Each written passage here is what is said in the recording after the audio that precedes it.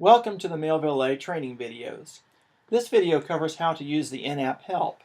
There are help screens which cover all aspects of the application and a quick reference index to take you quickly to the topic you want to see. When Mailvalet starts for the first time, it displays a quick start guide in a pop-up viewer as you see here. You can navigate through the guide by swiping left or right, or by tapping on the previous and next buttons at the bottom of the viewer.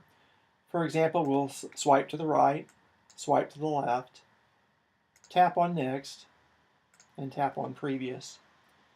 In addition to these buttons, the Show on Startup switch is another example. You can leave this turned on, and if you do, the Quick Start Guide will be displayed in the pop-up viewer every time Mailvalet is started and it is not already running in the background.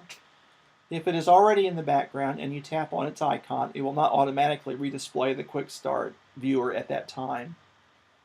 If you turn off the Show on Startup switch, then the Quick Start pop-up will no longer be displayed automatically.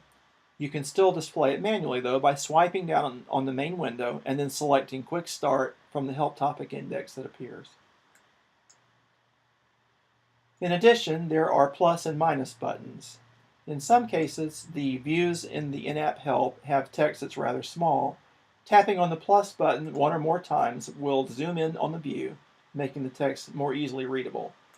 Once it is zoomed in, you can scroll the view around to different points to see whatever you need to see in that view. You can then tap on the minus button to decrease the size of the view to the point where it's back to its original size. The cancel button closes the pop-up viewer and is really there just for convenience because you can also tap outside of the pop-up to close it as well. The Quick Start Guide covers the basic essentials necessary to get Mailvalet up and running quickly. There are many other features that are not covered in this introduction, which are covered in detail in the rest of the in-app help. All of the help can be accessed quickly by topic by swiping down on the main menu, finding the topic in the pop-up index that appears, and then tapping on that topic. So for example here, I'm going to tap outside of the pop-up to close it. If I want to see the pop-up again, I can swipe down, and to look at Quick Start again, I can tap on Quick Start. Notice that in this case, the Show on Startup switch is not there because it's not needed at this point.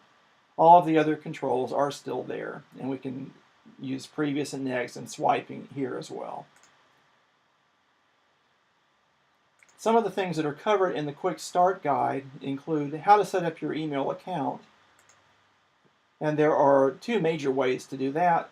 There are a number of pre-configured accounts for specific email providers such as Yahoo, iCloud, and others, where you can select that provider and most of the information you need to fill in to complete the account will be filled in for you automatically. You will still have to enter an email address, user ID, and a password, but everything else that you need to connect properly will be provided for you. There are several other views shown related to the account, and at the bottom of the account update view, you will tap on an update button to save that account permanently. In the case where your email provider is not one of those that are pre-configured, you can tap on the other option as you see in the view here. In that case, you will still need to fill in your email address, user ID, and password. And there are some other details such as the port number, server name, and so forth that is available from your email provider that would be typed in manually. So there's a little bit more effort to do if you are using an account that is not pre-configured, but that information is readily available from your email provider. Again, you would save in the same way as when you use a pre-configured account. Some of the other things that are shown in the Quick Start are how to view emails that have already come in using the email viewing form, using a multi-select function and search dialog to narrow down the number of the emails to those you specifically want to see once you've received a number of them. And then once you have narrowed them down, to also use a multi-select function and apply that to different kinds of operations. You may want to select multiple emails and delete them, move them to a folder, mark them as unread, for example. Of course, sending emails is covered, and composing emails. There's a number of detailed items on that later on in the help, but there's just a quick start view here to show how that's done, how to send, and also how to use the email form functions, not only for sending, but to save emails to draft, put them in trash, send the email, close the email form, and then close this dialog.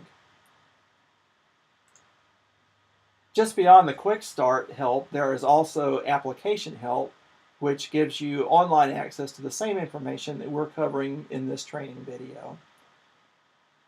Beyond the application help, let's tap back outside here, swipe down, and look at the different help text topics. There are a number of topics covered in detail for all aspects of the app. We can select, for example, routing rules and the overview if we tap on that.